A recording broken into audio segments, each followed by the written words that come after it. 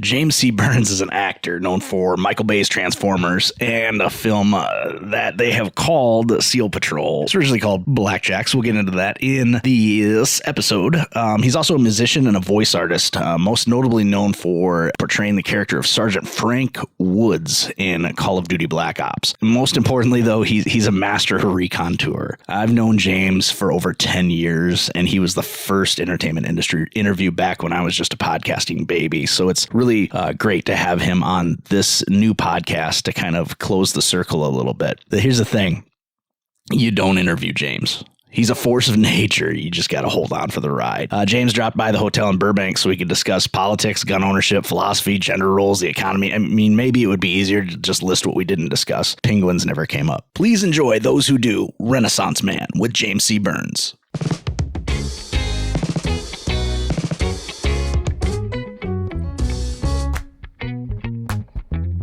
Yeah, I am so unprepared for this film. I had a visceral dislike for kids.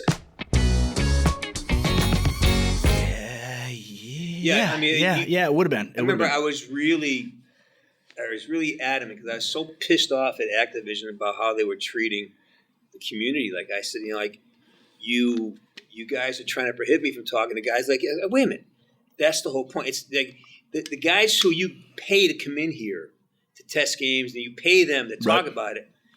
You pay them. The guys who we need to talk to, the guys who are paying $80 a pop to play the game. Serve that. They deserve it. And they were so active. I pissed them off a lot. Maybe that's why they didn't bring me back. Because I was like, stuff like that just made me fucking crazy. I go, you got some kid, his dad's working in a factory. That $100 is hard fought. Right. And you're going to treat him like he doesn't matter, but some asshole who has an opinion and wears, sunglasses, Dr. Disrespect, I'll knock you the fuck out. I know exactly what you're talking about. I will knock you the fuck out. That's the guy you're going to promote when you got some big kids whose dad is, his mom's working 3 jobs to get him a Christmas present. Well, there's a reason that cat wears a wig and a fake mustache. Knock him the fuck out. We know who he is. Yeah? I used to be a design engineer at Treyarch. Really? Oh, yeah. Huh, must be rough. The whole thing of getting paid for idiocy is just galls me. Yeah. Well, no worries here. We don't get paid at all. This should be the show, by the way. So we're blowing all our fucking fodder here. Oh no, I started recording. Don't worry about it. Oh, you're fucking. See, back in 2011, he wouldn't have done that. See, this is what veterans fucking do. Yeah, fucking Burns may go off and get some tasty shit that he thinks is off book. Well, when I listen back, if I'm like, oh shit, that might get him canceled, we'll take that out. We'll take that out, or we'll say I said it. One of the two. It doesn't really matter. Oh, please get me fucking canceled. I can't wait. I am so good at bumping up against the idiocy that we have turned into. It's just simple logic, and I don't, fuck you. Yeah. Fuck you is a good answer for everything. We had this thing today, and this kid, I'm a 2A guy. I believe in Second Amendment rights. Yeah. I have my position on the Constitution is that is not about the government controlling the population. That was made so the population control government. Right. So this shit doesn't happen like it's happening. So I was trying to explain it to my show today. I said, hey, you guys to start looking at this differently, because you can't have somebody fear or someone else's idiosyncrasy determine your life. And this kid said, well, no one needs a gun in the city. I go, wait a minute. Who are you to determine what I need or don't need? I go, what if some start stabbing people with knives? Well, you don't need a knife. Why? Because I'm afraid of it, so you can't have it. We were just talking about that the last night, actually. Yeah. And we were talking about how, because neither one of us is anti-gun at all. Yeah. But I find it funny sometimes that some of the loudest people, like you're like, motherfucker, you would be pissing in your Pampers. Like some of these guys that, they're walking around with 8 magazines and they're shopping at Walmart. You're like, bro, just chill out a little bit. Well, again, it's always the extreme sides of a conversation that get the most attention. Yeah. Yep. I was going to bring my niece today. She's a stand-up comedian. Oh, no shit. She's awesome. She's funny as fuck. God, I wish you would have. She's here with her dad. He's negotiating he's an editor. So they have the editors negotiation right now. So she's in town with him. And she's just like, she she's such a solid kid. Her name is Kemley Derby, by the way. And so she's here just looking at the comedy scene here. So I took her to the range yesterday. Never been to the range. And she's so fucking woke she's asleep, right? And I love her to pieces. But we can talk. She trusts me enough to have a conversation. And so I put her in my pickup truck and we went to the range and I got her on a Glock. Yeah. And she you could see her shift oh, this is not what I thought it was. Right. And I go, look around. I'm telling you, she's her mom's Lebanese, Haitian, Chinese. Her dad's Polish and German. He's like my best friend. I've known him for 60 years. Wow. So we're like brothers, right? So it's my niece. Yeah. And I'm the only white guy in the whole place. Yeah. It's that whole illusion. It's a bunch of redneck white guys. It's all Asian dudes, it's black dudes, it's brown dudes.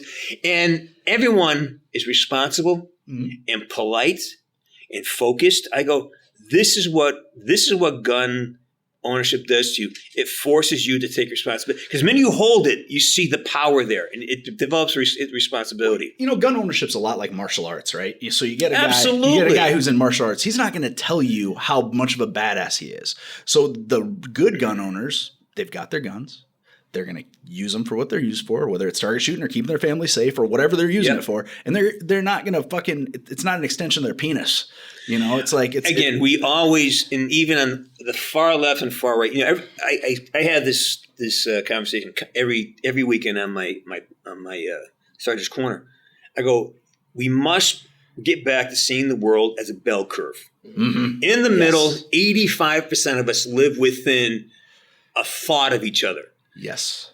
Unfortunately, we have taken these extreme. How many transgender people are there in this country? Right. How many? Percentage-wise. How many crazy motherfucking skin-headed Nazis who want to destroy are there? Not many. Right. We all live in the middle, but yet we're supposed to be defined by the extremes. And if I say, well, I believe we have the right to carry a gun, it's not because I need it. It's because it's built there for a reason, right? It's a right. It's why the Constitution exists, and that's that doesn't make me a skinhead. Right. I'm a very reasonable guy. I'll help you. No, it's your racism that makes you. It's that false equivalence. But my racism is authentic, because everyone's a racist. Okay, everyone is. Yeah. We are born tribal. Yep. Inherent bias. I watched a great movie. It's called Iceman. Back in the 90s, they found this perfectly frozen body in the Alps, in the Austrian Alps. Mm-hmm. And it's a manufactured story, but the guy's 5,300 years old. And so they kind of did a fictitious story on him. But it was interesting that they were really smart. They made it there's a little band of people and another small tribe. And they're all family guys. We are tribal. Our first thing is, oh, do you look like me? My first reaction is, will that eat me? And then right away say, oh, can I eat it? Right. And then from then, does it look like me? Does it sound like me? Oh, if it looks like me, I'm safer. If it doesn't, it's all tribal shit. Yep. And in a modern society, we have to learn to, because we're not in crisis like we used to be all the time. It had to be instantaneous. Now we can actually think about shit. Yeah, it's not all amygdala like it used to be. Now there's higher brain function. And that is what. Stuff, yeah. So when someone says, "Well, you're a racist," yeah, of course I am, and so are you. If we even think, we all are. Yeah. It's what I do with the impulse that matters. Right. Not you can't eradicate the impulse. You can't eradicate a thought because thoughts happen. I was saying today, I position myself as I'm a blue sky. And thoughts and emotions are just fucking clouds floating by. Sometimes I want them to stay longer. Sometimes I want them to move on. But that's what it is because it's always evolving and changing. And so when I hear this stuff, it's just, again, it tells me that when I'm in a conversation, somebody starts throwing out those accusations, I know that they're disingenuous because they're not trying to have a conversation. They're trying to vie for power, using intimidation and shame. Yep. And look, if you know me, yeah, I can't be fucking shamed. No. I'm a shameless motherfucker. Yeah, I still remember the first day we met you. My old co-host Eric and I, we walk up and we're like, "Hey, James, do you have a minute?" And for what? I was like, "Oh fuck." Was it like that? Yeah, but not like it was just like it was this intensity. This intensity that was like, this is either going to be really fucking fun. Or it's not. Yeah. And it was fun. It was a lot of fun. You're gonna pee your pants. Yeah. It was a lot of fun. Yeah, I've had many a girlfriend saying, "You can't talk to me like that. What do you want? I love you. What's up?" It's like it comes from being a hockey coach. Yeah, you're very direct. Over there, go. Yep. It's like, do this. Yeah. Well, you have, all right, especially dealing with women. I gotta really pull the reins back. Yeah. All right, would you put your hand over there, please, and not cover the muzzle of the weapon when you pull the trigger? It could hurt you. I'm trying to keep you alive, honey. Yeah, It would be nice if you lived through this experience. Well, I'm sorry I yelled at you. Yeah. I barked at you. I didn't mean that. I'm sorry. If Thanks for fucking bringing it up. shows that your feelings were hurt in that situation. Oh, I'm so sorry your feelings were hurt. Oh, shit. So, and I feel like we probably talked hockey. Yeah. So does that come from, as a kid, you play hockey? Oh, yeah. So where were you from originally? Western Massachusetts. Oh, okay. I was just out that way Where? Last June. We did the whole coast. So we ran up and we stayed in Gloucester one night. And Okay, that's East Coast. That's East side. Yeah, and then we came back down through like Western New York and Vermont, and then kind of scooted back through, and then went to Philadelphia to fly out. Sure. So I'm from Berkshire County, Okay. which is we are south of Vermont. Okay. So basically, we're crunched in between Vermont and Connecticut. Yeah. With New York on the side. So we are. It was two things. It was dairy and apple orchards, and heavy textiles and manufacturing through the 40s, 50s, and 60s. So a lot of blue collar stuff. Oh, it's all blue collar. Yeah, great. Then in Jack Welch's infinite wisdom, he decided that adding 30 cents more to a dividend was more important than keep a town of 40,000 people employed. Right. And they pulled all the relocated factories down to Mexico into and like just to make sure that they kept the dividend price up for their now. I don't begrudge anybody making money on investment, but there is a fucking level of greed that happened. And again, I know my pension is funded by this shit. So I am definitely talking out both sides of my mouth here, but we really lost this idea that and this is again I'm gonna go like this is like America First stuff. I saw this scene with Bryan Cranston, who I really like. He's a great actor. But I start questioning what he's drinking in the morning because he started saying, well, MAGA is just a dog whistle for racism. I go, no, it's about manufacturing. It's about bringing manufacturing back to America. It's like getting companies to – we are a net importer. We export jobs. We import shit. So we should be – we got to get back to growing food, making manufacturing. And getting an idea how do we function as a country, an identity. And so when it says this whole again it's this dog whistle like it's like no, it's about how do we reconfigure this because we need jobs. AI is going to fuck things up, and we got to start making jobs here for people who need to work. Having I'm going to be all over the fucking map here, okay? I mean, it's like a friend of mine went down. It makes my job easy. I just sit down here to and the border, and I watched Dr. Phil. Yeah, Dr. Phil he wrote a book, and I've never been a fan of Dr. Phil. I thought he's too fucking left leaning, and he's always like he's picking on the male archetype in ways that I'm not so sure I agree with. But he's come around. He's come around the point where even Bill Maher is having contentions with him. Like, but he's saying, look, he went down to the Darien Pass. He went down to the border. He goes, we have several 100,000 unaccounted for Chinese military-age men coming into the country and disappearing. And if you look at what happened in China over the last 40 years, the one-child policy, they were killing off all their girls, the baby girls. So now you have what's called surplus men. There's no women for them. There's no real work for them. So what do you do with them? You put them in cheap labor, or you make them into a fighting force because they're surplus. You have, and he made a really strong point about this. I go, holy fuck, we've been talking about that for decades, and now. And this was in his book, or yeah, he's got a new book out. Really? And he did an interview. I mean, he's all over the place. He's been on a View. He's been talking about it, and he says, "Hey, look you're not paying attention. That's 8 million people. We don't know where they are, and even if you say just half of them are a problem, we're in trouble. So that is, I've been paying attention to this. I usually try to stay within the boundaries of what I do for a living, which is idiocy. I'm a dancing monkey basically. But I think now I really been very sort of like nuanced in how I talk about society and things that are happening. But I'm coming to say this is important because I don't understand decisions. Like there's actually talk about having illegal immigrants join the military. Who are they going to be aligned with? This is what happened in Russia back in my hockey coach he taught Russian history in high school. Okay. So I took his classes, and actually did well, not because I was one of his players, but I loved the way he taught. And this is what happened in Russia. They made the military become siding to a party, not to the country, to the party who has power. And this seems to me to be the same thing. And even the idea of having illegal immigrants become police in L.A.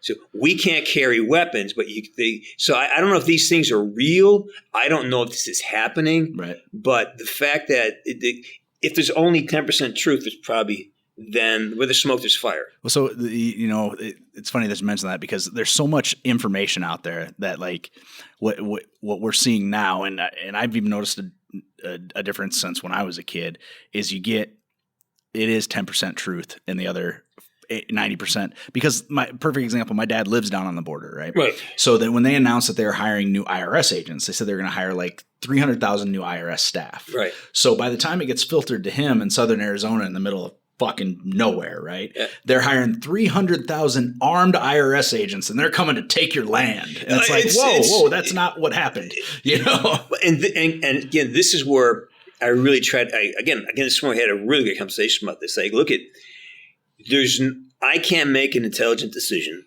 because I cannot get information that I trust. Right. And I have to discount everything. Like they're asking me about this terrorist attack in Russia. I go, I don't know anything about it because all the sources I can't trust. They've lied about so many things. So I have to sit back and try to gather information. But again, if you go to MSNBC, you go CNN, you have this terribly skewed hatred of anything that's not them. And then if you swing to this side, you have a hatred of everything that's not them. So there's no way. You have to sort of sift through and get facts. You know what I found is every morning when I wake up, I go into my kitchen, make a cup of coffee, and I tell the Alexa, I say, Alexa, play news. So what it'll do is it'll cycle through Fox News, CNN, NPR, BBC, and it only plays the straight news. So then if you compare each story and where the overlap is, then you can like, okay, this makes sense. Because it's not the talking head stuff. It's not the you look for facts. Yeah. Evidence. Okay, there was an attack. That's true. Yep. Okay. Now who did it? Never gonna know. Right. We'll never know. Right. It could be any number. It could be any number. Yes, that happened. Why did it happen? What is the point? We do know it happened. Right. And that's where it gets frustrating because motivation is a big deal. Why someone does something, why someone says it. We're not going to find out. It's impossible to learn. Well, and the best thing when you're having a valuable discussion with someone is you're talking about objective evidence. The problem is now with the way that news cycles reported on both sides is they're encouraging anecdotal evidence, which is completely worthless evidence because unless you take anecdotal evidence from a large sample size, now that's real objective evidence. But everyone wants to argue what their Aunt Karen said. Even that can be contended with, though. Yeah. I mean, if you take a large sample, but if you took, where's the sample from? Right. Does it really represent the whole spectrum, right. Or is it sort of we have 1,000? We have 1,000, Christian warriors who agree that the Bible is the only true word of God. I guess we got to take their word for it. Yeah, we didn't talk to the rabbis or they just talked to these righteous warrior. So that is where the conversations have got to return to street level. Yeah, and also I believe that there's going to be a resurgence of live performance, live theater, because everything's so when you have anything that is editable, you can edit. Editable, is that a word? Is edit to edit is editable? Edible is the word, yes. Edible, no, edible is something. Edible is a pot thing. But I think that you just, I don't trust anything. I don't trust anything. I'm not a victim, but I am part of this thing where my voice has been co-opted a few times. Yeah, I bet. And I'm distinct. Yeah. And what they can't co-op is the performance, but they're trying. Right. But when I see that, when I watch some Joe Rogan clips, I go, I don't know if it's Joe Rogan or not. Right. Well, and they can do a thing now that the one thing they're working on now is where you can put the inflection and everything from me, for example, and then put your voice over the top of it. Yeah. So it's like if you got a good mimic, they can mimic someone else's inflection and their tone and their speech. So it goes back. The only way to really get something that's sort of like you can trust now is to actually be there and listen. Right. And watch and study body language. Yeah. Which, I mean, regardless, live theater being bigger is good for everybody because there's so much art. I mean, there's art in acting no matter how you look at it, but live theater is such a different beast. I mean, obviously, Tim and I both came from the theater. We started out in theater in college. We both graduated. Did you end up with a theater degree? I got a minor. I ended up. Oh, you got a minor? Be careful. We're on air. You can go to jail for that shit. Yeah, but, not in California, but other places. Look at the size of him, though. Yeah. I mean, 12 Put your damn pants on. Stop flashing that thing around here. It's embarrassing. Jesus. This is not a helicopter landing zone. What kind of podcast has this become? You know exactly what kind of podcast this has become. Speaking of how easily everything is manipulated. Yeah, exactly. So I'll just change it to Tim likes little children. That's fine. Yeah. So, it's obviously my heart will lie in live performance because of, anything can happen. Yeah. You have to be able to adjust, whether it's drama, whether it's improv, whether it's stand-up comedy. I did stand-up comedy for 13 years, Now you're doing sit-down comedy. I'm doing sit-down. Yeah. The verdict is still out on the rest of it. But, you go and watch that stuff and you're like, man, it can't be edited. It's not editable. So, holy shit, look at what I'm seeing now, And it'll never be the same way twice. Right. That's the beauty of it. Right. But again, in its best incantations, film and TV is that way too. I mean, network television is tough because that's formulaic. Mm-hmm. But I worked with Werner Herzog. I told you that before, right? Yeah, I think so. Yeah, Herzog. Yeah. Wow. There was nothing to expect from him. Like you don't know what fucking scene you're going to shoot next. I'm in a film called My Son Would Have You Done. Michael Shannon, Willem Dafoe, Chloe Sevigny, all brilliant people. Mm-hmm. Everybody working for scale because you're working with fucking Werner Herzog. Yeah. And I remember. I can do a story? Yeah, absolutely. So my first day on set, we arrived in the van, and I'd gone down early. I was playing a SWAT commander. No. Big stretch. And I'd gone down to hang out with the San Diego SWAT team. And, I look like a cop. I move like a cop. I have cop tendencies, right? So I got to meet those guys. We all, we kind of connected. And so come to set the first day, and I had met Werner for the auditions. He was great, best audition I've ever had, but I'll tell you about it in a minute. And not in terms of my best audition experience, because I learned something about the art of casting that no one does. He's fucking brilliant.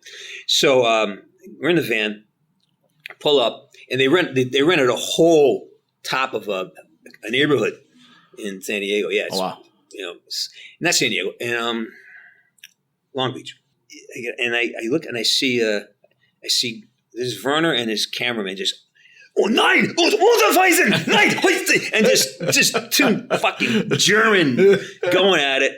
And then he storms off, and then I see there's Shannon, there's Chloe, and another Michael Pena. They're like walking behind him like little ducks. He goes over and he yells at somebody else, and and then the three of them follow him across the road. So I go, what the fuck is going on here? And I come to find out the reason you follow Werner on this particular is because you're not quite sure what scene you're going to shoot next. And he may say, yeah, we shoot it here. Scene 7, we shoot it here. Yeah, but there was supposed to be me in a van. Yeah, now you're onto a tree. Change it. All right, yeah, okay. Shit. Yeah. Oh, put the camera over here. Oh, there's a bird. Shoot the bird. And then Pandemonium, herding cats. And there's another great scene. Brad Dourif, another. Oh, sure. I worked with his daughter on a film too. But Brad, scene with Brad, and he's worked with Werner a dozen times, right? And so I don't know anything about. I'm really new, and I'm new in the business. I only been working like 3 years. Shit. Yeah, I mean, committedly. Like 2005 is when I really jumped in full both feet, and so we're standing there and. We're doing the take, and there's no cut. And standing there, like, looking at, and Durf's just sitting there, all relaxed, and I'm losing my fucking mind. I go, what do we do? The scene, like, what do I do here? 4 minutes. That's a lifetime. Yeah. 4 minutes. 4 minutes, you just stand there and not knowing what the fuck to do.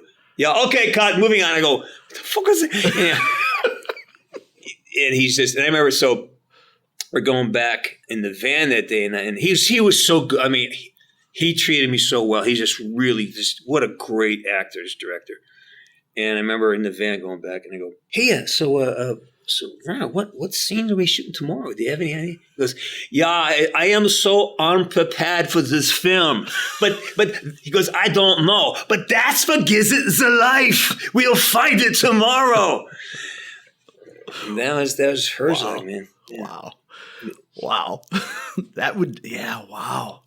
So 2005. Wow. So I think that we shot that 2007, 2000, right around then. So what were you doing before you jumped in? I was a hockey coach. So that's what you're doing full time? Yeah. Well, yes. I ran a hockey program in New York. Okay. I would do the odd commercial when it came up every now and then. Because I did a hockey Wheaties commercial. I remember we went through this. I don't think so. No, this is this is new information. In 85, I ended up I was a pro hockey player. I was playing in Europe. I was back in town. And long story short, I ended up in this Wheaties commercial, right? And it did really well. And so from that, the agent said, hey, wow, do you want to try some more stuff? I go, well, I got to go to camp. And so the thing goes, well, okay, then I did a Levi's thing. Okay. So I made a nice bit of coin. Right. So when I'm in New York, I was coaching hockey. I was trying to put a band together, I was playing some music.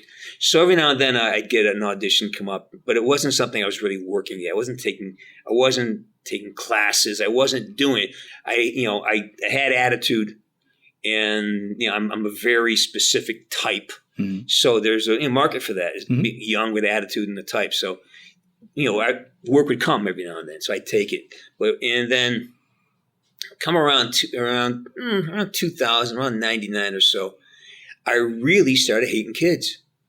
I fucking hate them.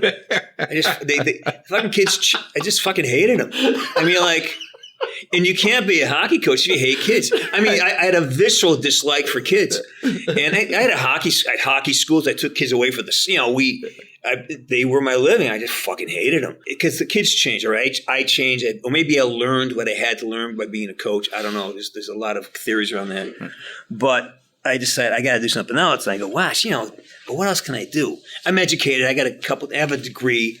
I have an economics degree, so I can go back and maybe be a lawyer. No, that's fucking 8 years. I go, there's this thing though. I made a lot of easy money as an actor. It was really, I owned a restaurant in New York City. I was partners in a restaurant as well. So I had cash flow. Right. I wasn't rich, but I wasn't desperate. Right. Often. I was desperate sometimes. But anyways, I say, you know what, man? That was easy money. I'm gonna try doing that. How hard can it be? Well, let me tell you. Oh, shit. So yeah, that was it. And I designed a 5-year plan for myself, like I would for one of my players. Okay, you want to be a hockey player? Here's what you got to do. You got to take 5 years and commit to these things, and let this be the only thing you do for 5 years. You got to promise you some results. And it usually works. I just shined the light myself, saw my weaknesses, saw my strengths. What am I? Well, it's pretty obvious what I can do easily, you know. So I focused on that, and I just decided I'm the kind of guy who learns by doing things. I had to get in there and make mistakes. Right. So I knew, okay, if I was coaching somebody, I'd say, well, you know, get on the ice, you know, play in some pickup leagues, do things and make mistakes where there's no consequence, where no one's going to see you. Go in and fuck up a lot and fuck up freely. Make as many mistakes as you need to make and learn from them. So I figured, okay, my first 2 years I would try to do one film project a week. I didn't care what it was. I've done hundreds of student films. I've done tons of low budget, no budget. I'm in some really awful things. I'm bad. I'm awful in a lot of awful movies. But for me, I would watch, oh shit, what I did? Oh, if I only done this. And this is back when we were working on film. So you know what short ends are?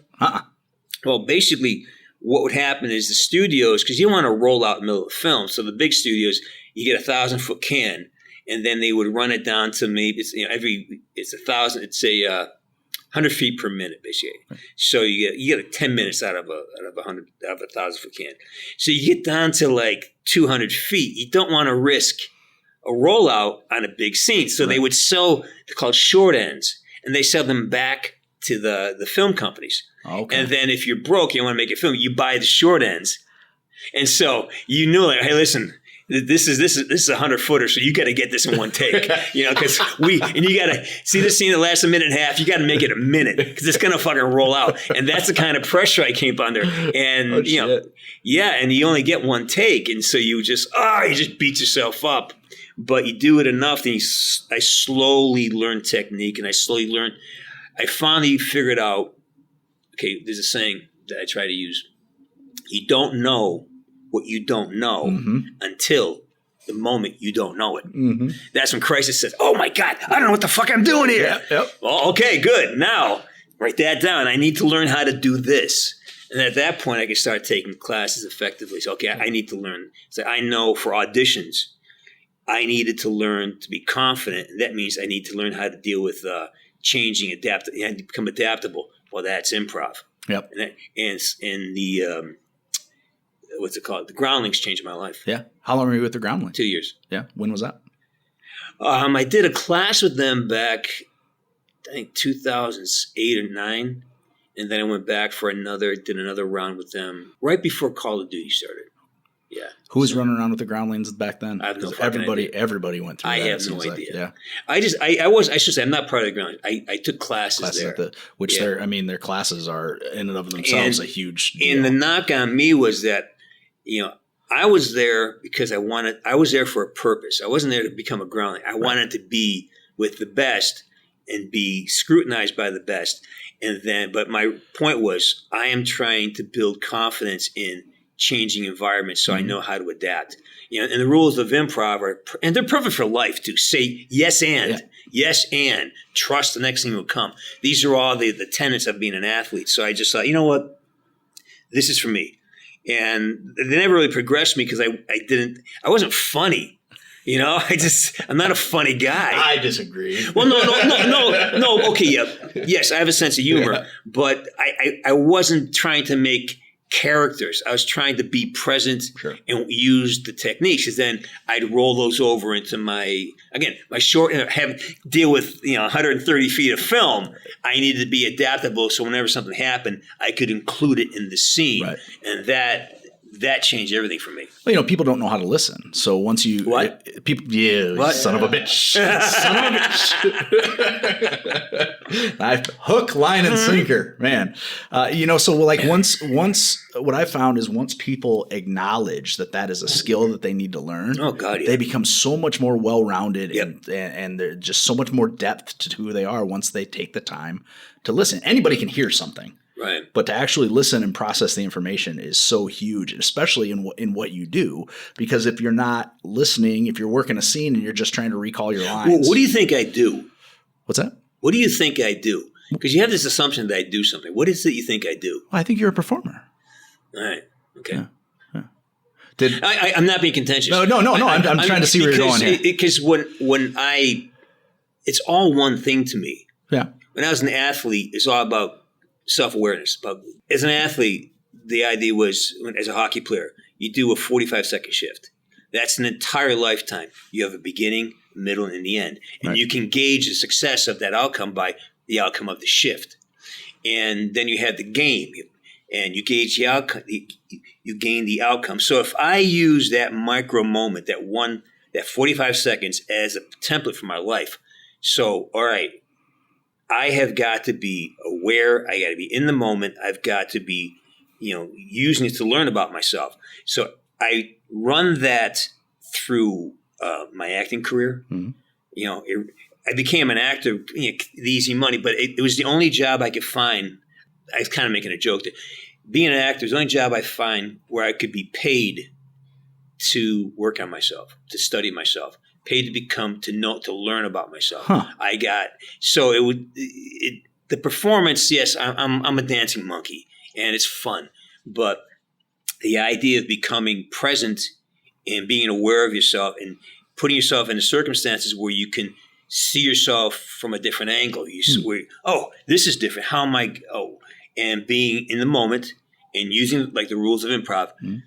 That runs through everything I do. Mm-hmm. Like I'm working in music now. I'm writing music. I'm trying to do the same thing with that, and it's like I'm having really good results because I know when I'm fucking up. I know when I'm not being authentic. Right. So the whole thing is, how do I be authentic?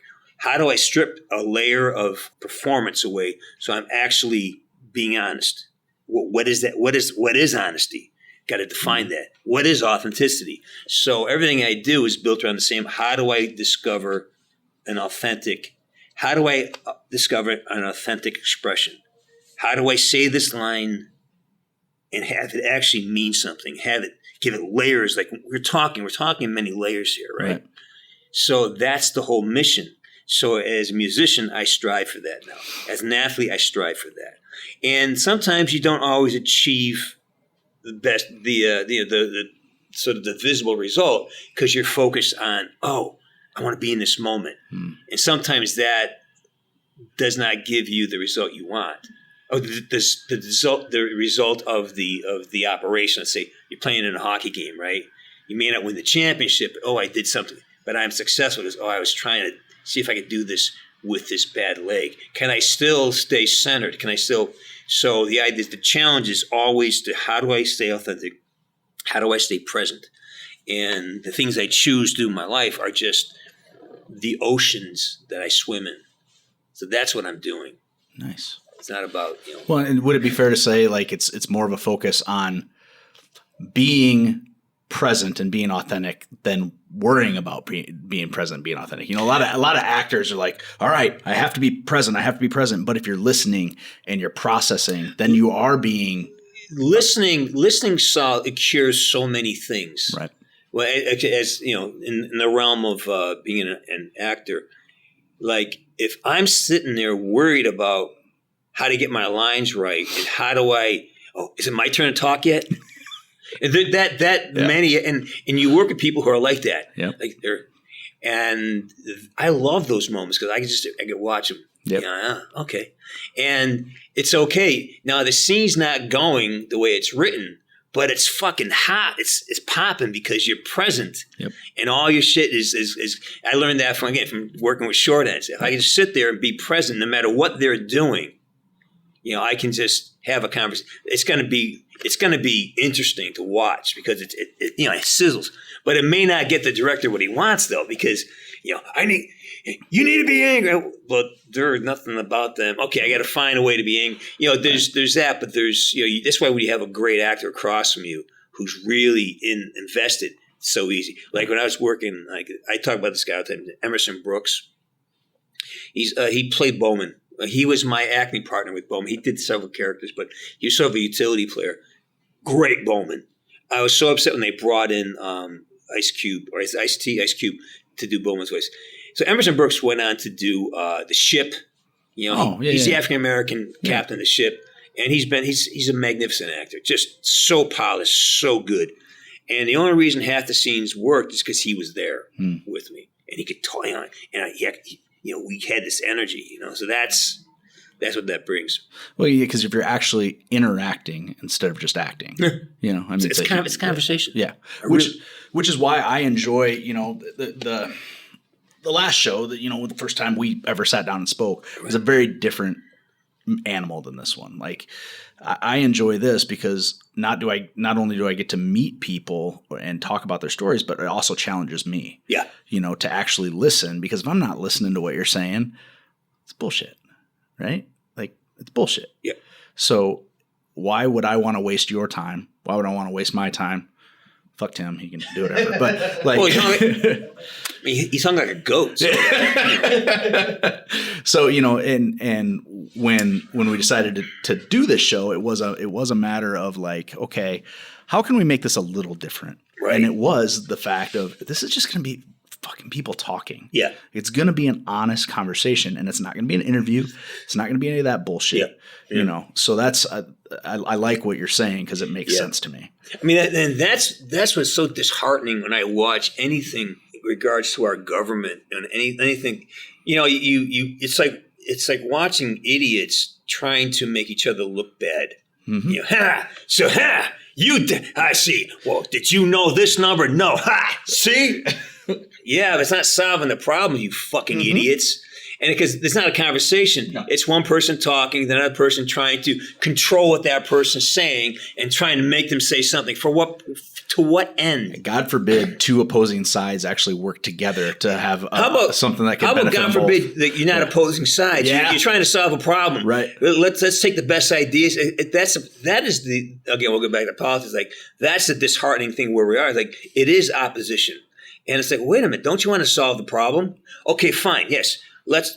Cops do need to be retrained, but let's also retrain the public not to resist arrest. That's how you save lives. Yeah, this is not a zero-sum game. Like, these things are not mutually exclusive. Let's they can both solve happen. the problem. Yep. And you only solve a problem by working both ends of the equation. Two future guests I have are a prosecutor and a defense attorney. Right. And so in talking to them, like, as kind of like a lead up to sitting down and having a full conversation, it's amazing how much they work together to come to a resolution in a case.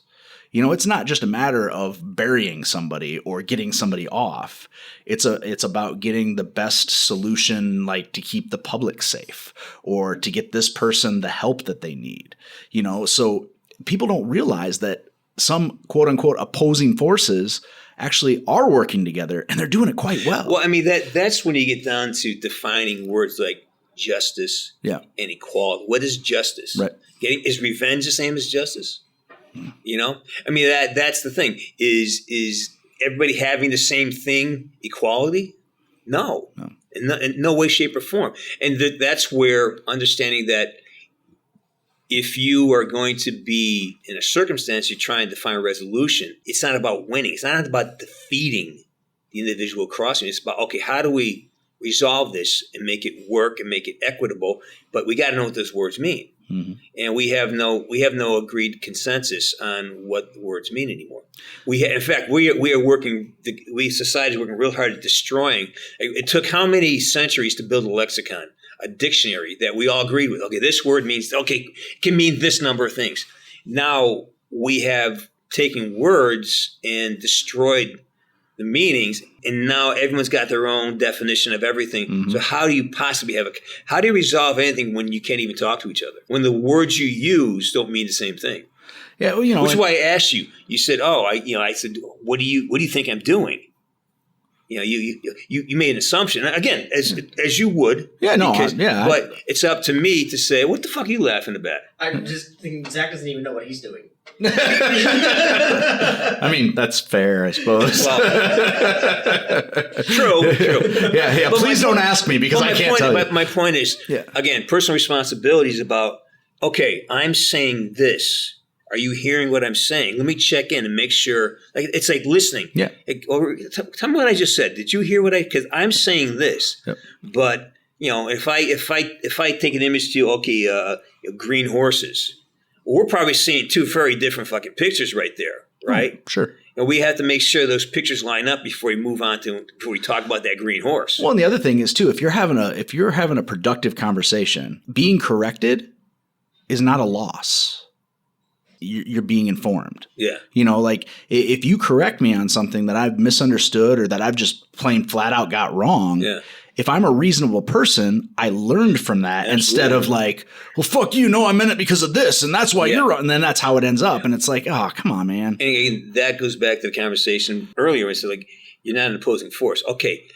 My job as a communicator is to make sure that I'm expressing myself in a way that allows you to hear what I want to say. Mm-hmm. And if I have any, this is talk about authenticity. If I have any underlying agenda in that when I exchange the information with you, there will cause havoc because now it's dishonesty. If I'm trying to trying to make sure that he thinks I'm cool when I say this, you will feel the dishonesty, and that will destroy the. Now you're gonna now the onus is on you to defeat that distrust. To say, okay, this guy probably wants to have a real conversation. So let me bypass that initial. Because we feel it. Right away we get it, right? We're very receptive, very intuitive creatures. Empathy exists on levels that we haven't even begun to discover yet. And so having the ability to, again, I let that go. Okay, we're in the same place here. That's what I wish our politicians had, the ability to let all the bullshit go. Okay, here's we have some common ground here. Let's talk about this. Let's build on this. And all the other horseshit goes away. Well, and can we agree that it's a problem? Can we can we agree that it's a problem? Okay, can we agree on this? What you're talking about? I'm talking about this. You're talking about that. All right, can we separate these two? Because like we do these bills. All right, we're going to get money to feed people. Yeah, but we're going to have to get this funding from my friend's airplane company too. Right. All right, put those together. No, they're separate fucking things. That should be illegal. Each bill has to be its own. Each one topic per bill. Absolutely illegal to build these things together. Yeah, especially if they're not completely unrelated. You see that all the time. Yeah. It's horrible. We should run this country. Let's do it. He can be our flunky. Yeah. He can get our coffee. Yeah. Well, we can't send him to get our tea because there isn't any in the fucking entire building. Yeah, exactly. I noticed that. Yeah, that's weird. I noticed that. It's a coffee country. I think the Cuban restaurant has some tea. I heard somebody ask for tea when we were in having breakfast. I did. So did you tell me he's a furry? Yeah, sure. Yeah, sure. Why not? Because he looks like one. Yeah, he kind of does. Yeah.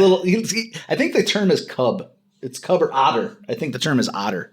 He's otter, right? He's otter than most. Yeah. The world is so weird now. And maybe it's just because I'm older and more perceptive, but it just feels like things used to be simpler. I've been thinking hard on that, all right? And I've been thinking on that. Okay, Yoda. I was right. I was having, and this has been on my mind a lot because I do this Saturday show, and I had a lot of these conversations, and I really tried to be as wide perspectives as I can. And I was thinking back about growing up in Western Mass and the kind of violence I dealt with as a kid through my family and my neighborhoods and stuff, and all the issues. Like, shit has not changed in centuries. It's the same as that shit. It's just we have this instantaneous communication apparatus that makes it seem so much more volatile and violent. We have been beating the fuck out of each other since time began. Yep. Problem is that for control, and because we don't really try to study the past in a way that's useful, we have now accelerated our reaction times, and we have accelerated everything to a point where we've been doing this. We've been clubbing each other over the head since time began, and we're still doing it. We just have bigger rocks. We still throw rocks at each other. Right. What's a bullet? Right. A bunch of rocks melted onto a. Right. We still throw rocks at each other for purposes of injury, and that hasn't changed. It's just the velocity and the speed by which you do it, and now it can be manipulated because we're back context. We had this instantaneous context, and then we look back and we apply it to what happened 300 years ago. Do you realize that to get a message to his troops, the King of England had to send a courier on a boat that took 3 months to get to Boston. Then he had to take another week to get to the troops in Worcester. That's not instant. That is like such a, and who knows what happened in between. The king could be dead. Who knows what's changed? Yeah. And like, or a response could have been sent, and and so we have this, and the whole thing. People misunderstand the Civil War. Yes, ostensibly, sure, it's about slavery. No, it wasn't. It's a bunch of people living in the South who did not want to be told what to do by people who lived a 38-day ride away. So like people who live in Washington or New York were telling them how to live. Like, wait a minute. You don't live around here. You can't tell us what to do. And you come down here, just like you said, when it gets down to your dad in Arizona, they're coming and take his hand away with a rifle. Right. That's how it gets dropped off. And, hey, tell the folks down in here. By the time it got there, so it took longer for crisis to happen because the communication was so freaking slow. Right. Until the telegraph came, and then it became like, you could communicate. I guess like the text is now you communicate in these small, Yeah, nothing ever gets misunderstood that way. Yeah, but that's my point. So my input on this long-winded is like the speed by which communication is, and we don't stop to think about shit. Mm-hmm. We just react. Yep. And then we're so easily manipulated because our emotions are in touch. Like, and your echo chamber is delivered to you by an algorithm, and we are victims of our own impulses and our what I call our worshiping of comfort. Well, and you can go out and find support of any argument that you have. Bias confirmation. Yep, boom, there it is. It's like, well, yeah, but did you go out and look? The best test is to find proof of the opposite. Yep. And people refuse to do that because they don't want to find out they're wrong. Yeah. Another thing about the immediacy too is my wife hits me with this all the time. I love that word, immediacy. Yeah. See, that's the educated guy talking. And that's the biggest word he knows. Best is good word because that word covered my 3-minute soliloquy. He condensed it into one fucking word. So I'm going to sit here and shut up and listen to the smart guys talk. Well, it's not me. I'm passing on something my wife had said because she informed me. Yeah, damn it. But she will often ask me, "Did I need to know this right now?" Like I'll be home with my girls or something, and one of them's acting like an asshole, and I'm just like, "Oh, this kid is blah blah." And she's at work. She's like, "Do you need to stress me out with this bad news right now when I can't do anything about it? Wait until I get home. Let's talk about it then." Yeah. And that's something that in the era that we live in, it's that immediate like I got to tell somebody about this. Yeah. But you don't. You can shut the fuck up. Like that's fine. There's another book I'm reading excerpts from. I can't remember her name. Psychologist. She's saying that the studies over the last 6 years is that there's two trends. One is psychology has become this powerful force. Mm-hmm. Everyone needs a psychologist. She goes, and problem is that people who really need it are shunned because they're difficult, they're violent. So they get these kids with who have anxiety, mm-hmm. and their parents can pay the bills. Oh.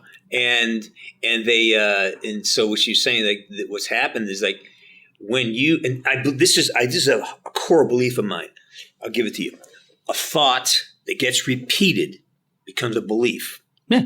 A belief that's given time and attention becomes momentum.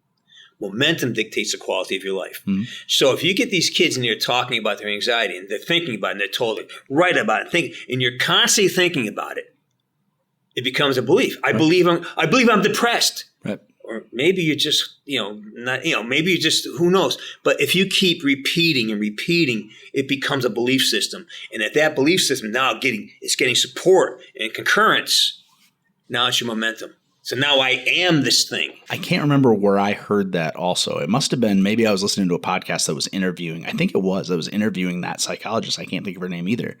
But the point also was made that, like you said, the people who really, really need it, these drastically mentally ill people, they're hard work.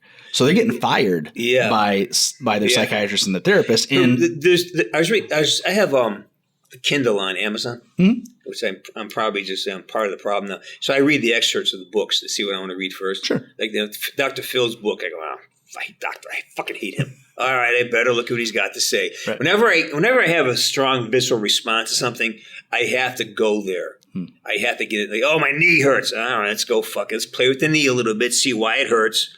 And I did that, and I was really happy. I got over my bias, and I went in and listened. His book is fucking brilliant. Like, I said, holy shit, this guy's he did something that he took action. He actually went there. And that changed because he went there. He had an authority about it. And same thing with this woman. She started talking expert. I went through a couple. They give you little bits to read to hook you.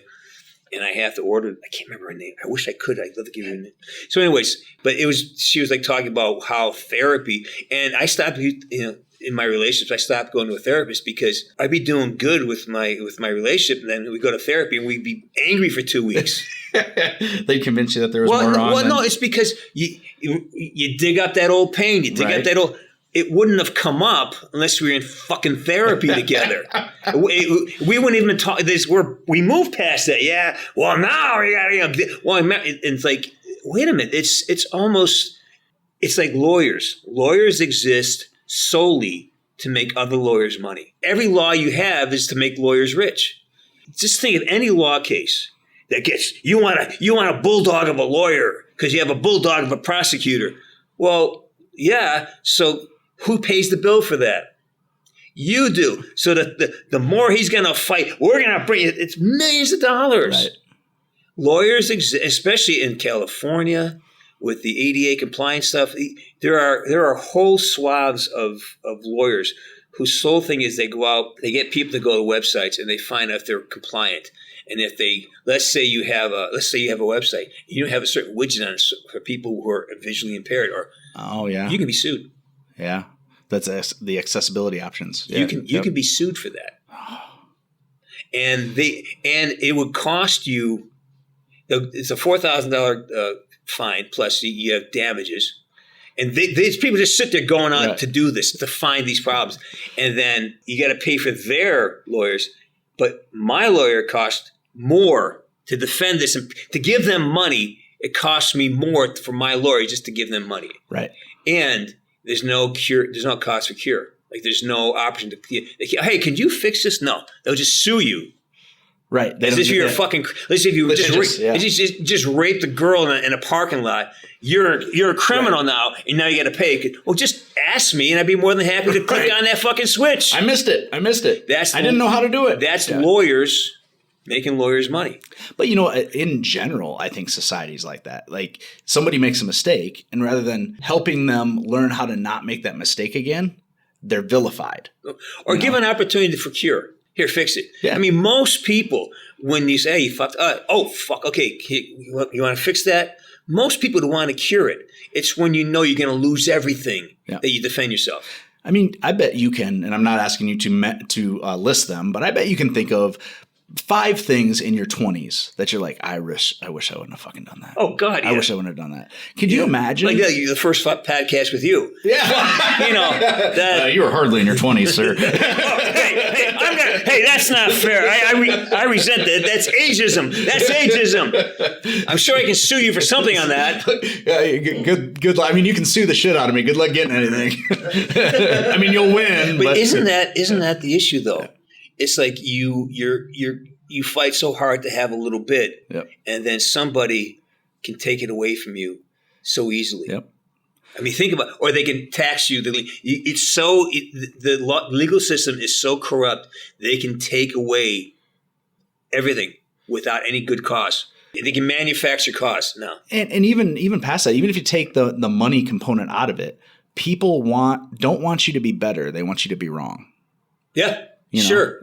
And that's such a weird concept to me, and I'm fortunate. I've got a pretty decent job, and I'm in a position where I have people that work under me. And, when I first became a supervisor, I came in and I thought I knew what being a supervisor was. It's telling people what to do and making sure they're doing their job. It's not, man. It's about building people up. It's about mentoring them. It's about training my replacement. About organizing. Yeah. And that's what it should be about. It's about building better leaders. That's what you should be doing no matter what job you're in. What did Jordan Peterson say about, if you're afraid of what strong men would do, be terrified of what a weak man will do in power? Yeah. because then that's played out over and over again. I mean, we see that over and over again. There's nothing worse than a weak cop. Yeah. Because a weak cop is going to make really bad decisions to cover up for that weakness. Yep. And that's where, again, bell curve. 85% of the cops are fucking heroes. Mm-hmm. But you have the small percentage that had a bad day, or they were just there for the wrong fucking reason, and now you have a whole industry that's been, who defund the police. Yeah, that's great. Ask any fucking community that's struggling financially if they want more cops or less. They all want more cops. Right. We have crime. We need more cops. And talk about a logo. Not to go off your topic, but what the fuck, But I mean, the topic here. talk about a logo isn't the right word, but talk about a rallying cry that was mismarketed. Defund the police. Did they even think about how that sounded versus what it was that they actually wanted?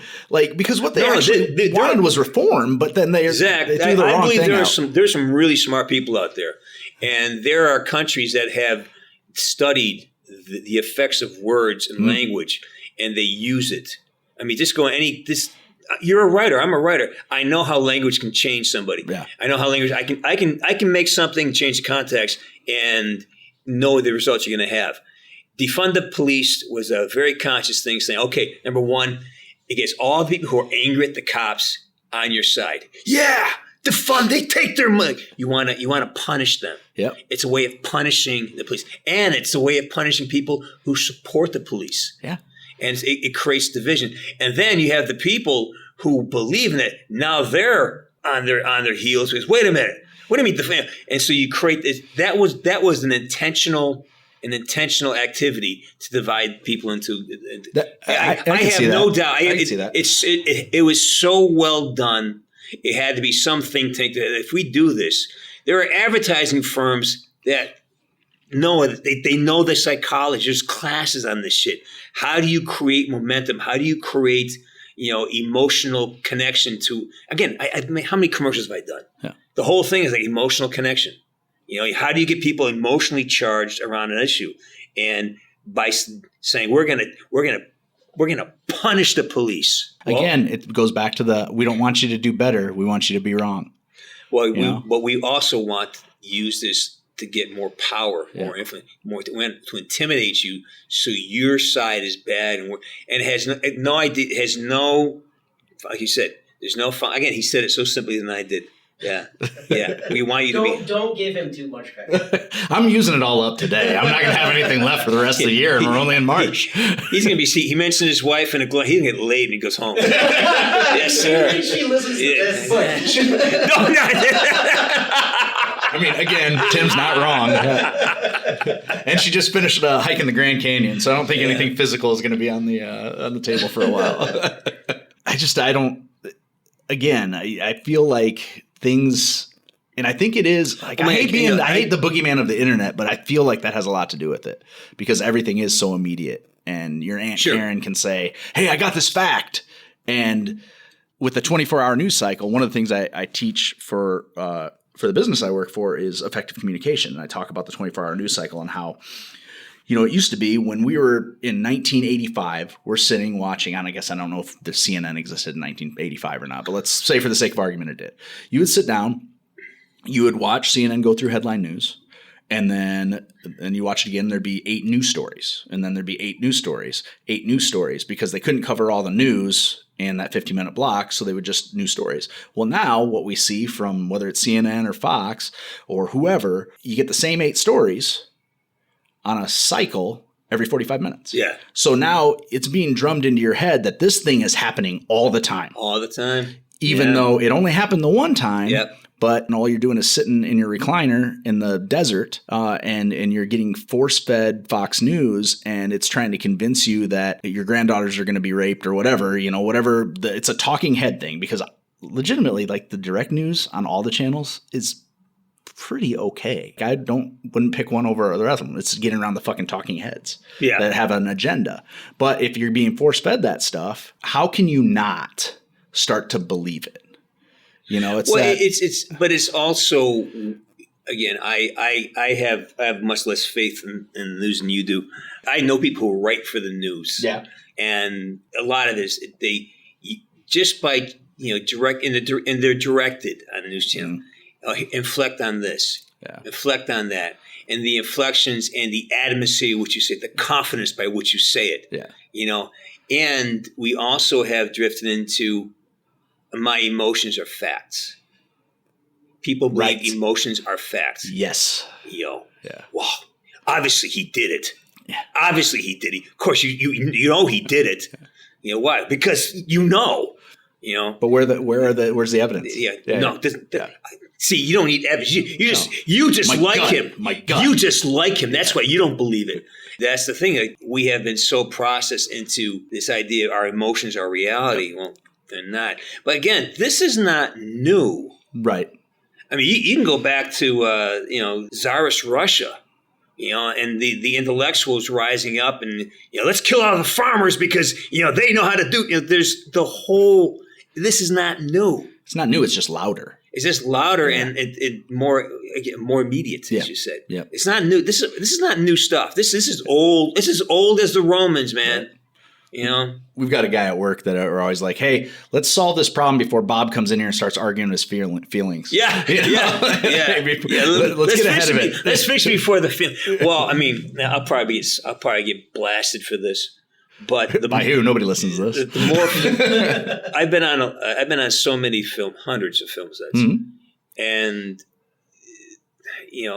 the preponderance of the evidence of my experiences is that when I am on a feminine-dominated set, for whatever that means, all right, there's more likely to be chaos and crisis. And it's just across the board. The more I find when people are too concerned about protecting other people's feelings, we're not able to get the shot off in time. We're not able to – things are more chaotic. They're less efficient. And I worked everybody against Herzog to Michael Bay. And I've worked with other directors that gets just absolute fucking chaos, man. And when I work with Michael Bay, who gets a really bad rap, it's like fucking military precision. Right. The shit he gets done, how he gets it done, is precision, and it's efficient, it's fast, and I just you see it when you see it a couple hundred times, you start to okay, well, I have a body of evidence here, and for the most part, there's certain I look at who the director is, who the production company is, and I said, I'm going to pass on this because I know what I'm walking into. Have you also experienced it just with, regardless of gender, just the lack of commitment or decisiveness of a director? When I say feminine dominated, again, I'm not talking because I've worked for some female directors who are fucking stellar. Yeah. They're rock on. And I worked with a lot of young men out of fresh side who are just fucking emotional wrecks. Right. There's one of the best scripts I've ever read. I'm not going to throw this guy in the bus, but this was an Oscar film, and it had a lot of support. And these two guys were just emotionally bereft. They just imploded. Film never got finished. And then I tried to give him some money to help him finish it. And I said, but you got to walk away. You can't be part of the finishing process. You're over. No, you're trying to steal my fucking film. I go, all right, fine. And the film that got made, and I had the money to get it finished. I said, but I can't trust you with it because you're not stable right now, and your partner's in a mental institution. So that's legitimately you guys are not fucking stable. This is objective. All right, this is not me. He's in a fucking mental. Right. He had a breakdown, and you left the set because you had a break. So I need you to understand I am here to help, but I can't give you money knowing that you don't have you're not able to, you're just going to use the money and not get it done again. Right. I already saw you do it twice. So, but that's when when I say feminine dominant, that means when your emotions are more important than your intellect. That's how and again, people are going to use this, it's not. There's many women who are really good at solving problems. And there are many men who aren't able to control their emotions. So I said feminine dominated, not female dominated. Big difference. Wouldn't it, and I know you don't care about being safe, but wouldn't it be safer to just say emotionally dominated? Fuck no. I know. I knew what I was getting. I knew what I was asking before I finished it. Feminine dominance is a thing. Okay, so he's saying, well, that's a male-dominated society. Well, fuck, that's not what I'm saying. Mhm. You know, male and female characteristic archetypes, they are very specific things. I mean, if you ever read any fucking tarot cards, you know, it's not about gender. It's about we all have the emotional sides and the feminine sides. We have, you know, feminine, so fine. And again, this rewriting of language to make some fringe fucking individuals feel okay is horseshit. You know, there's a billion of us that agree that this word means this, and now you have 3 people out here saying, no, it means this. And we're kind of, what's it called, catering to a very small part of the general population. Well, we have to make sure they feel okay. There's fucking 3 billion of us trying to, we all have to change. We can't talk together because these were, you know, fuck that. What's your most feminine trait? My good looks. I mean, I got to allow it, I guess. I don't know that I can argue that. my feminine traits is compassion. Yeah. Yeah. Yeah. You know, I feel deeply when somebody is struggling. I want to help them. I want to heal them, and that can be good. But you know, in the way I've been trained, the way I see it, the male archetype, the feminine side of me wants to stop the pain, make a cure, heal it, make it better. My male side, this is where people get very confused about male energy. The male archetype, the male of our psyche. Okay, so let me explain it this way. You got a bed of coals, right? Walking the bed of coals. One of the most used metaphors and actual activities that I've done that represent things. So my female side, when I watch somebody walk the coals, fuck, hurry up, get over there. You know, okay, you know, get through that, get to the other side, and we'll get the healing started. That's my feminine side. Most people think our male side is, come on, you can fucking do it. That's our feminine side being misused. The male side says, all right, Zach, you're going to walk those coals. I'll be your witness. I'll not stop you. I'll not help you. But I will watch you. I'll witness you do it. See the difference? Yeah. Yeah. Isn't that magical? Yeah. To have somebody sit there, I'm going to watch. I will be here with you. I'm going to witness this. So whatever you do, it's all yours. I'm not going to push you. I'm not going to tell you not to do it. See, the pushing is our feminine side. I would agree. My wife pushes me to do shit I don't want to do all the time. But sometimes as men, we need to have witnesses. You check that? No, we rolled out a long time ago. Oh, shit. Okay. Fucking short ends. We don't even have a short end left if the memory card's full. It was because it was on 4K. I didn't switch it back down to, yeah. Oh, well. We roll out? Yeah. On that, we're fine here. The important part, we're good. And fucking pros, man. I love working with professionals. And do you want to take a minute to reset that? No, we're good. We're good. I think I just use that for promo shit anyway. Right. So, because it's all this. So you use all the fucking stuff that can be really misinterpreted. Oh yeah. Well, I would use it all. I'm gonna AI tits right on you. It's just something you have to do. What, you think you're original doing that? Okay, I'll AI my tits on you. How's that sound? Again, Ben Dunn. It's fucking Ben Dunn. Get in line, man. And I guess I didn't say this at the beginning though either. If you need to jet, we have nothing going on today, so I don't want to keep you. But if you need, I would love to have a jet. What kind of yacht? It's Matchbox. What time we got? It is 1:25. But let's go. We can go to 1:45 include. Okay, cool. Yeah.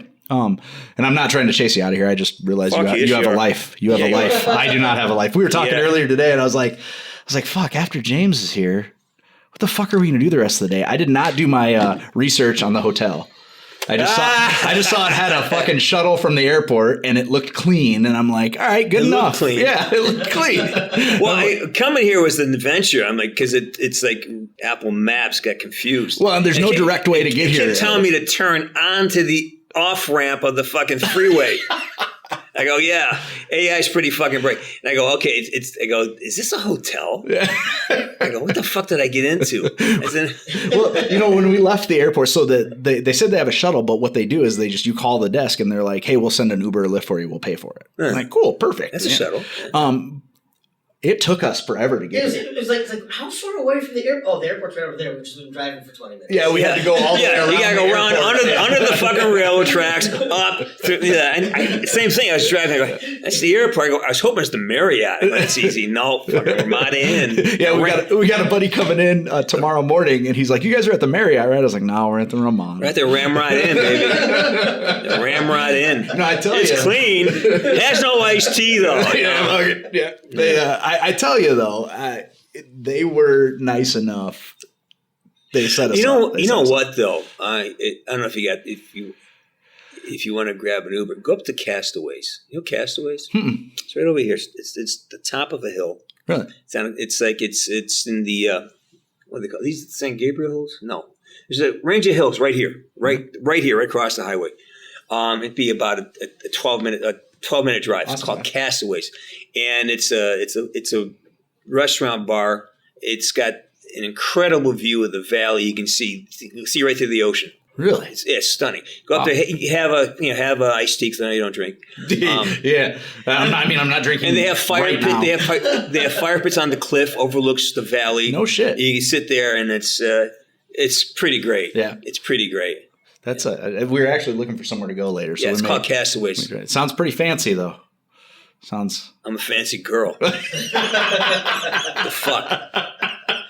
Oh, I love sound bites. We what were we fucking talking about? Oh, when I got super I was landing, I'm like, fuck. As a person from the Midwest, we drive fucking everywhere, man, like everywhere, and I'm like, this weekend is going to go by fast because we're both flying back out Monday. We're coming out for the thing tomorrow, and then we're flying right back out. And what's tomorrow? Tomorrow is my buddy's Celebration Life. Gotcha. Yeah. So that's pretty much all we came out for. And I wasn't going to do one of these, but I was like, wait a minute. What's James up to? And then, fuck yeah. He's a fucking media whore. It's funny that you say that. He's a media fucking whore. Because I was just telling Tim, I was like, the first time we talked to James, he was super fucking intense.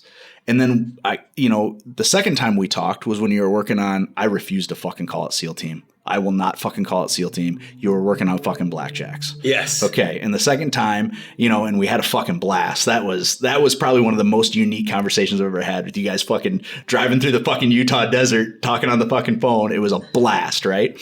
And I'm like, James is always so fucking reliable and kind and accommodating. It's so nice to have knowledge of somebody that I know I can reach out to, and you treat me like a fucking human being. And I can't say enough how much I appreciate that. No, fuck that. Fuck that guy. It's a fucking furry. Yeah. But I would be remiss if I didn't let you know how important that's been from the beginning to me, how accommodating you've been and how willing you've been to help us along in what we do. Man, and man, it's fucking great. Yeah. Like I said, it's always been important to me that whatever little celebrity that I have, I don't consider myself a celebrity at all. That's it shocks me sometimes when I go to things and, oh my God, but it's like the only use for it is to let people use it. Yeah. Yeah. So if it helps you in any way, fucking awesome. Yeah. If it doesn't help you, then I'm wasting your time. No, absolutely. But that's my point. Yeah. It's not something that you keep to yourself. Right. You spread that shit. You spread it around as much as you want. When we first started, because the Celebration Life, he was my original co-host on this. So it was me and him. We started the show together. And, he would get originally his agent, he reached out to them like, hey, we're starting this podcast. We know that podcasts are really taking off. Like, would you be interested in listening to it and see if you have any interest to, wet your beak on this at all? And it was funny because he sent me their response and I was like, oh, fuck, man. Oh, I've been blown off lots of times. That's what that is. I was like, it was almost read like, oh, look at what the big boy did. Oh, he's so cute. So it was funny. So it's like, you get that, and not everyone is a slam dunk. Not everyone is yes. And so when you get the yeses, and those yeses also happen to be someone that you end up building a relationship with. I mean, the perfect circle to me is us sitting down and having this conversation. Well, the perfect circle is I'm going to call on you one day. Brother, I'm there because I am slowly building my music career. Yeah, and it's sounding pretty good. Good. And I think it's something that people in Iowa would like. Yeah. Because I have an urban smell, but I'm born rural. Yeah. I grew up on an apple farm. It's like, and so there are certain things that we have in common. Yeah. That I'm tapping into that I really like. Yeah. And I'm very happy with our progress.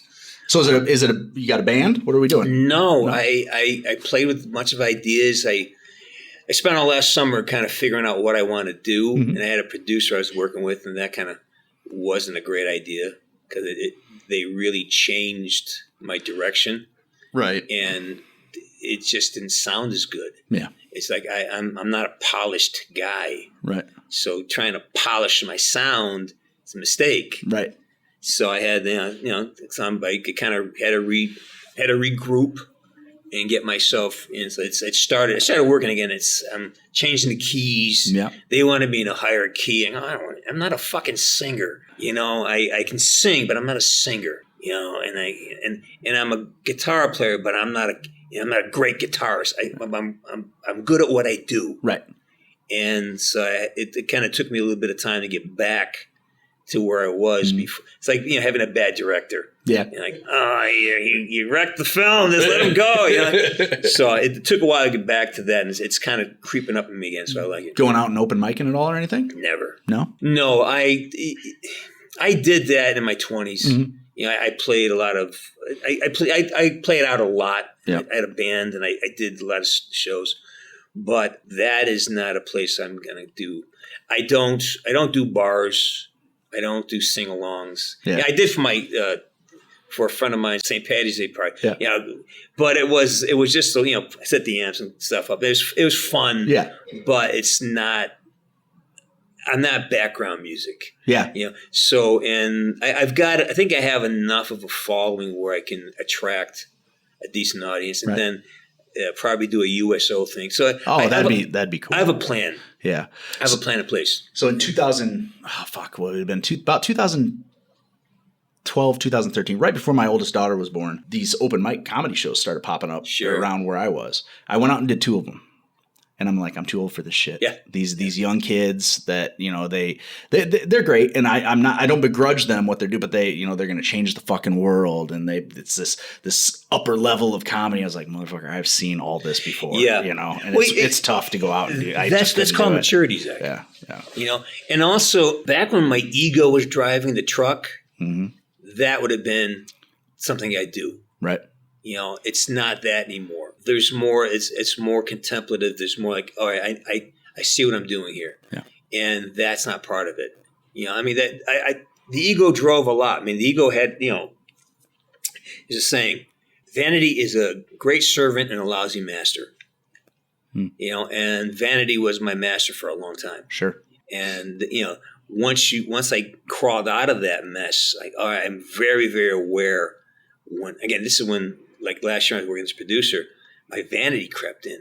Like, ooh, wait a minute! No! This is killing it all. Because now I'm judging it. Now I'm not just Again, talking about the authenticity. How do you strip away the artifice? How do you strip away the need? Hey, I need you to like me. And funny when I listen to people sing, it hits me right away. Like, oh, the voice is great, but there's nothing there. That's just somebody begging for attention. We were talking about one of my ex-girlfriends, and we were describing it exactly like that. Technically proficient singer, opera trained, is begging for attention. Nothing behind this eye. Yeah, it's just vacuous. Here are these soaring notes. Yeah, but why? Yep, exactly. Why? Yep. And if you're not enjoying it, why would you want to do it? And if you're only enjoying it, if you get the response you want, right, then you're a slave. Yeah. And there's another saying I have in the show. It's like, we never create our personal definitions out of other people's words, thoughts, or actions. What other people do, think, or say can never be part of the algorithm I use to define myself. Because if I do, I'm now a slave to other people's words, thoughts, and actions. If you don't say what I need you to say to make me feel good, I have to destroy you. Well, if you use a word I don't like, then I'm offended. I got to destroy you. I got to cancel you because I don't. There's no autonomy there. Right. You are a slave to everything around you. I love. There's a quote. You're 100% responsible for your 50%.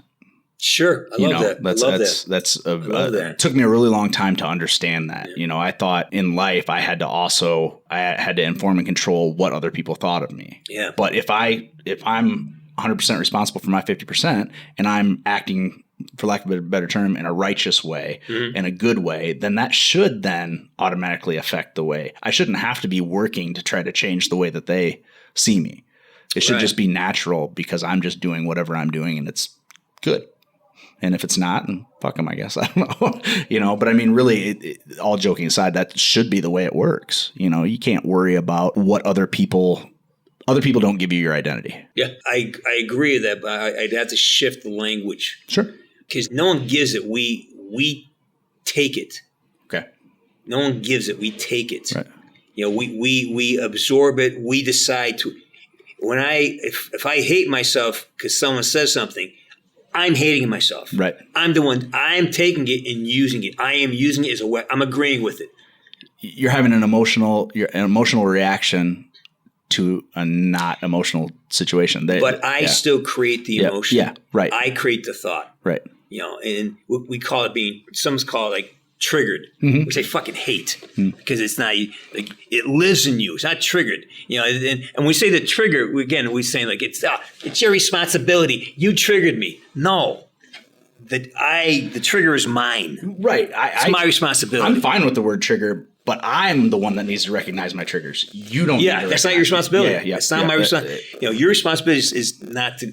Now, I'm contradicting myself because as a communicator, words. In my humble, there's a word that doesn't come around me much. Humble. In my opinion, words are to build bridges, not enmity. That's why. And you go back to ancient humanity. They weren't using words to destroy each other. It's like, hey, there's a bull. There's a deer over there. Hey, the enemy's coming. It was all about, hey, how do we take care of business? Right. And slowly it became something else. Now, I have Christian friends who say that's the Garden of Eden thing. That's when the awareness came that this words are now language became a thing. Forked tongue, yada yada yada. That whole thing. Yeah. So, but when you look back and if you really study the anthropology of it, language was how to collaborate better. How do we survive this together? Oh, hey, if I can tell you, hey, by the way, it's over here, there's a lake, and you make maps, and it's all about collaboration. It was about efficiency. And efficiency. Yeah, an ability to communicate a thought more quickly. Hot as opposed to, that's again just to go into another kind of cool conversation. When you look at the Greeks, the Stoics, the Greeks, what I love about that whole Aristotle and Epictetus and their whole thing that I think gets lost now in education because it's so male dominated, westernized. It's like these were the men who mapped the mind. They try to understand what thought was. They try to explain here. This is thought. This is the thing. Prior to that, there are voices in your head. They were demons. And the Greeks and some of the early philosophers, they're mapping mind. They're mapping the brain. How does the brain work? Oh, motions, emotions, and feelings. Physical sensation is different from an emotion, but yet sometimes they cross over. Thoughts, and they actually were the ones that created the ability to dissect yourself. To be aware, self-awareness, right. And that's where, and then, again, the Buddhists were doing that on the Eastern side, But they did theirs, and the Buddhists did it on the feeling side, on the sensation side. The Stoics did it in the intellectual side. Here, let's figure this out. Let's find a way to talk about this. Right. And again, that's another example of two places completely different looking at the same thing. There's something there then. There's something there. From different angles. Yeah. And the Buddhists always say, like, when you study Zen, there's a things like the master does not speak, but words do not hinder him. Nice. So the master does not speak. Yeah. But but if he needs to use words, he can. Yeah. And they won't necessarily obviously hold him. Yeah. The amount I fucking talk means I'm so far from being a fucking master. I just dug myself a hole there, huh? Well, I was telling Tim yesterday, I said, there's two kinds of people at the airport. There's beautiful people and there's ugly people. And yes, I know what that says about me. I know where I sit on the spectrum, unfortunately. Yeah, it's the world. There's so much opportunity to learn in the world, and there's so much opportunity for communication. And I think if we could just be more collaborative, be more introspective, right, and be more patient, so many things could be solved. And more beautiful. Well, obviously, if I'm not beautiful in the airport with you, I'm a piece of shit. So obviously, I had to get my beauty factor up here. Yeah, it would be nice. Fuck, man. I had to sit across me for 2 hours. Fucking burns. Gargoyle. So remind us, Sarge's Corner, right? Saturday mornings, 9 a.m. Sarge's Corner. Where, on YouTube. On YouTube. We're on YouTube. I'm on X now, and actually X is really blowing up for the. And they can stream it through X? Yeah. Really? Yeah, streams on X, and so I got streams on X, YouTube, and Twitch. I was just gonna say you got to get on Twitch, man. People eat you up on Twitch. They love it. They love it on Twitch. I've got a Twitch channel. I really haven't. I really have not given my social media. I don't pay any attention at all to it. Yeah. Like if you think, do you reach out to me through email, right? Yeah, I still had your email. Because if you go through Instagram, it could be weeks. Yeah. Like I don't go to Instagram at all. I don't messages on Instagram or X don't ever get answered. And I had your number. Yeah. Because that's how we had talked. Well, on the no, phone. my number's changed. Yeah, we must have several times. Yeah, it must have. And I didn't even have it. It wasn't even in my phone because I looked. I was like, well, I'll just text him. Yeah. And it wasn't in there at all. Yeah. And I'm like, oh fuck, I've got his email address. I wonder if it'll still work. And man, 5 minutes. Yeah. 5 minutes. I'm pretty easy to find though. Yeah. If you Google me, I'm pretty fucking easy to find. A little too easy sometimes. Yeah. It's kind of scary. Like shit. What is this?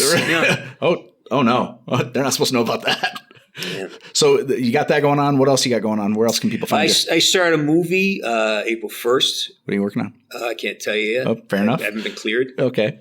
And I learned that the hard way. I got that. I start recording. I got 15 songs to finish up and record. Yep. It can be fast because I learned my lesson about overproducing shit. Yep. I got that. I have a video game thing I can't talk about. Mm-hmm. And I am, what else am I doing? I have something else going on that's really kind of important. I'll walk out here. I should have fucking said that. Hey man, just tell me. I'll just tack it on the end. No, it's mostly I'm reducing it down to I'm returning. I'm trying to get my knees back. I played my first hockey tournament in 6 years. I played back east. No shit. And 4 days before, I blew out my hamstring. And I played anyway. No shit. Because I'm doing things differently. I'm not trying to be a dominant force like I once was. And then, of course, in the second game, I pulled my groin muscle on the right leg. So I literally did not have a leg to stand on. Literally. And so I still played but I played in a way that, you know what? I'm still going to play. I'm going to play within myself. I'm going to stay centered. I'm going to stay within myself. And I was functional. And we came in second place. Did you have fun? Had a blast. Good. That's yeah, had a blast because I was there for the reasons I needed to be. Yeah. I wasn't there to win. Yeah. I was there to be a certain way in that environment. Right. And I was very happy with the outcome. You know. And getting the silver medal helped too. That's yeah, you know. Fuck. Yeah. But there's a part of me saying, "Oh, if my fucking legs were better, I would have fucking I would have 10 goals this fucking tournament." You know, there's that part of me too that's in there. Oh, I'm getting these knees back. I am not going into that dark night without a kicking and screaming. So I have to ask you this question because I asked Doherty, "What the fuck, SEAL Doherty? team?" Yeah, Josh Doherty. It's like fucking SEAL. Why the fuck would they think that was a good idea to call it fucking SEAL team, man? You want to know why? Yeah. I know the answer. What did Doherty tell you?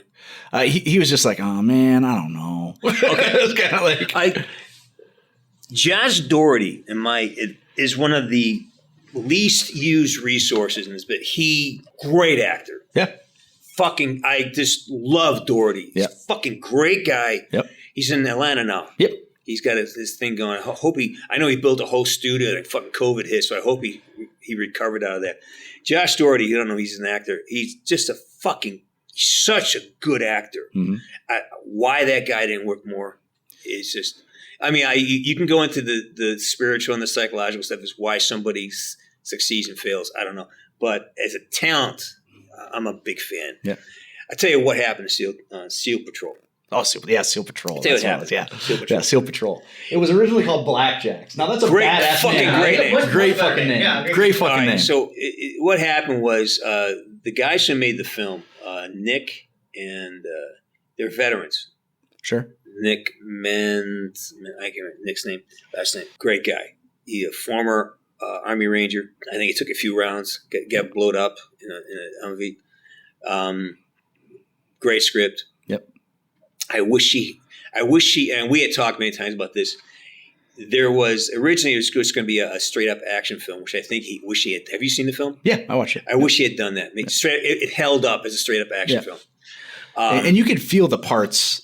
They're the parts that worked. You could feel the parts that worked. And the ones that were forced. Yeah. And making it into a sci-fi thing, he was kind of forced into that for financing. Oh, make it this. And I wish he had trusted that it would be a really good action film. Yeah. It was so legitimate. The film was great. And, Rich McDonald's in that, who became David Mason. And so a lot of it was pressure from the producer and the distributor to make it more marketable. And so that's why you had to go in and get Eric Roberts in there, give him 2 scenes. And it was all to make it marketable. That felt so tacked forced. on. Yeah, so forced. There, yeah. And so they even changed the title to we had to change the title to SEAL, because SEAL, the SEAL teams becoming very popular. Yeah. Like it sounded like SEAL Patrol sounded like a children's cartoon. There's so many things that were taken away from that. But the producer, again, you got this is the guy's money. Okay, right. Like I said, give you money. Like I wouldn't give money to those 2 crazy kids because I knew that they wouldn't fit.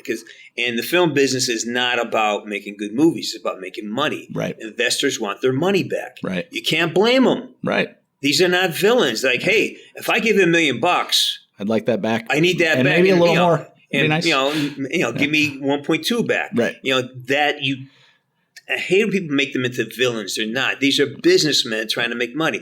He says, look I can sell this if it has Eric Roberts, if it has some Tina in it, which they finally put in, that some nice looking woman with nice breasts. They got put her in there, and then make it a name that easily searched. Blackjacks is like it's too obsequious, and I know that's what happened. It was just it's just to make it more marketable. See, and I'm just some idiot from Iowa. But no, you're not some idiot. You're a special idiot. You're a special idiot. I hear SEAL Patrol and I'm like, man, there are 4,000 movies called that. Yeah. And I understand SEO on the internet and stuff, but at the same time, it's like, talk about just getting buried amongst a bunch of other. But I hear Blackjacks. I hear badass action. And again, movie, I think if Nick had a chance to do it again, because I don't think he's done anything since. I know he's got a couple really good scripts, but he hasn't made anything. But I think it was I think he would, if he could do it again, he would just keep it a straight action film and trust it. Because, I mean, it would have felt like just a little lower budget, like Expendables. It had that feel to it. You could feel it. It was there. The cast was fucking great. Doherty was great. Yep. The English was fucking amazing. And even the girl who played, she was in the Black Swan. What was her name? She played the female lead in it. I can't remember her name though. Christine or something. She was, I mean, there was, when you're sitting at a table and everybody's a shark, you know you're the mark. That's how I felt in that film. Like, these guys are all good. I better step my fucking game. Well, it definitely wasn't for lack of talent. I mean, it was. Ed Lucas was the camera guy. He's done a ton of shit. It was a really good movie. It just got trapped into the world of like, how do we finance this thing? Yeah, and they bent. You know, and as they had to. They probably didn't have the money to finish this. They had to make the changes. Really, the short answer is just business. It's business. It was a business decision. Yeah, I will still always call that fucking movie Blackjacks. Blackjacks. I mean, nobody's going to find it. Well, you were in. Where were we going the day we talked to you? We're going. You were having a fucking man day. You were having cigars and steaks. Oh, we're going up to Olympic Village. I think. Check it out. Yeah. That was. There are so many good quotes from that conversation that will live rent free in my head. Like, it was just such a fun conversation. Everybody was just great. I was three. It was me, Rich, Doherty, and what the fuck was his name? The English dude. Yeah, you tell us how much fun we had in that fucking film. Oh yeah, we were having a fucking blast. We were having a blast, man. And we got free ammo. No shit. I went through 10,000 rounds. Wow. Easily. Wow. They put me on all kinds of platforms, you know, trying to teach me how to, it was great. Yeah. It was a lot of fun. I mean, it looked like you guys were having fun. I had to give Doherty shit, though. I was like, funny guy always dies first, man. Sorry, man. I saw it coming. You should be safe, Zach. Oh, that's hurtful. Wow.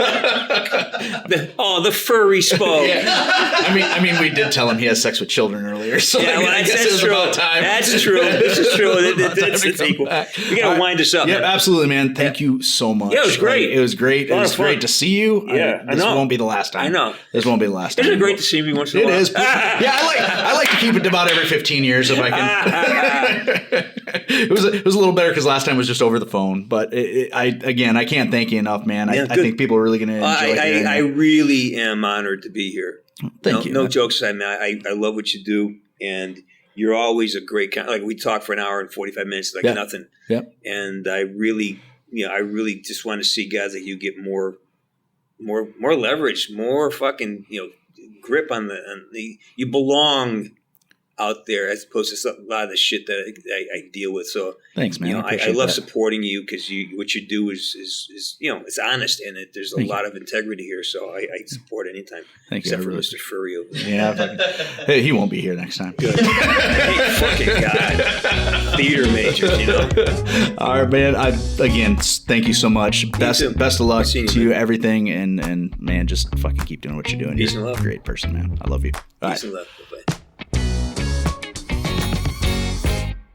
Tony Forsmark.